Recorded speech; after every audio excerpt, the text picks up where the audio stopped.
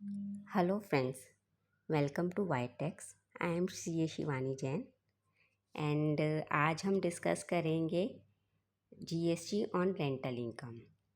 Rental income पे GST कब लगाया जाए एंड कितना लगाया जाए।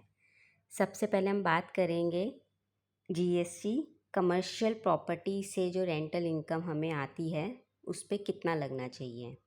तो इस पे जीएसटी का रेट है 18% का। कमर्शियल प्रॉपर्टी जैसे शॉप्स हो गई, वेयर हाउसेज़ हो गए, ऑफिसेज़ हो गए, फैक्ट्रीज़ हो गई, तो इस तरीके के कमर्शियल प्रॉपर्टीज़ पे जीएसटी चार्ज होता है 18% से। इसके बाद आता है हमारा रेजिडेंशियल प्रॉपर्टी पे। तो रेजिडेंशियल प्रॉपर्टी पे जीएसटी का रेट क्या है? जीएसटी का रेट सेम है 18%। बट रेजिडेंशियल प्रॉपर्टी जब कमर्शियल पर्पस के लिए रेंट पे दी जाती है तो ही उस पर जीएसटी लगता है। तो इसलिए रेजिडेंशियल प्रॉपर्टी को जब कमर्शियल पर्पस के लिए हम रेंट पे देते हैं तो उसका जीएसटी रेट है 18%। जैसे आप एग्ज़ाम्पल के लिए देख सकते हैं, आपने का रेंट है 30,000 पर मंथ एंड इसके ऊपर आपका 18% जीएसटी चार्ज हुआ तो वो हो गया 5,400 रुपीज़ का। लेकिन कमर्शियल प्रॉपर्टी पे एंड रेजिडेंशियल प्रॉपर्टी जो कि कमर्शियल पर्पस के लिए यूज़ हो रही है। अब हम देखते हैं जीएसटी कहाँ एप्लीकेबल नहीं होता। जीएसटी एप्लीकेबल नहीं होता जब रेजिडेंशियल प्रॉपर्टी को रेजिडेंशियल पर्पस के लिए रेंट पे दिया जाता है या किसी के पर्सनल यूज़ के लिए दिया जाता है, not for their business, not for their work, तब हम उसके ऊपर जीएसटी चार्ज नहीं करते। अगर कोई जीएसटी में रजिस्टर्ड डीलर भी रेजिडेंशियल प्रॉपर्टी को रेजिडेंशियल पर्पस के लिए दे रहा है तो भी उस पर जीएसटी चार्ज नहीं होगा।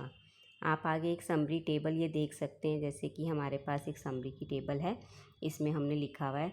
जैसे आप देखेंगे टाइप ऑफ प्रॉपर्टी अगर हमारी रेजिडेंशियल है और उसका लैंडलॉर्ड टाइप चाहे रजिस्टर्ड है चाहे अनरजिस्टर्ड है, टेनेंट भी चाहे रजिस्टर्ड है अनरजिस्टर्ड है, बट उसको पर्सनल और रेजिडेंशियल पर्पस के लिए अगर हम दे रहे हैं तो जीएसटी हमारा नील है, एग्जाम्प्ट है और उस पर कोई जीएसटी हमें नहीं पे करना।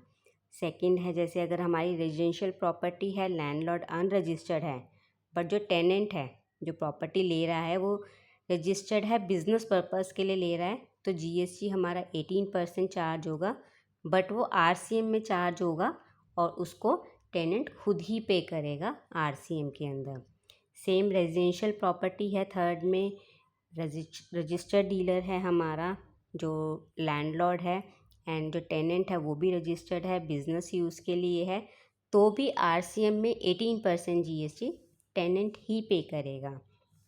अगर प्रॉपर्टी रेजिडेंशियल है, लैंडलॉर्ड रजिस्टर्ड है, टेनेंट हमारा अनरजिस्टर्ड है और बिजनेस यूज़ के लिए है, तो हमारे ऊपर जीएसटी एप्लीकेबल ही नहीं होगा, क्योंकि हमारा जो टेनेंट है वो रजिस्टर्ड ही नहीं है, वो एक तरीके से उसका बिज़नेस रजिस्टर्ड ही नहीं है कहीं पे भी। उसके बाद है कमर्शियल प्रॉपर्टी है, रजिस्टर्ड लैंडलॉर्ड है, टेनेंट भी रजिस्टर्ड है, बिजनेसेस के लिए है, तो फॉरवर्ड चार्ज में लैंडलॉर्ड ही, फॉरवर्ड चार्ज मीन्स नॉर्मल जैसे हम बिलिंग करते हैं, लैंडलॉर्ड अपनी बिलिंग करेगा, उस पर जीएसटी चार्ज कर लेगा। कमर्शियल प्रॉपर्टी है, अनरजिस्टर्ड है, जो हमारे लैंडलॉर्ड हैं, टेनेंट अगर रजिस्टर्ड है, यूज़ ऑफ प्रॉपर्टी हमारी बिजनेस यूज़ के लिए ही है, तो फॉरवर्ड चार्ज ही लगेगा, लैंडलॉर्ड खुद ही पे करेगा। सेम कमर्शियल प्रॉपर्टी है, रजिस्टर्ड हमारा लैंडलॉर्ड है, अनरजिस्टर्ड टेनेंट है, बिजनेस यूज़ के लिए है, तो भी लैंडलॉर्ड अपने बिल के ऊपर जीएसटी लगा कर देगा। Thanks for watching my video and please like and subscribe Vitex for more videos and GST and income tax. Thank you so much.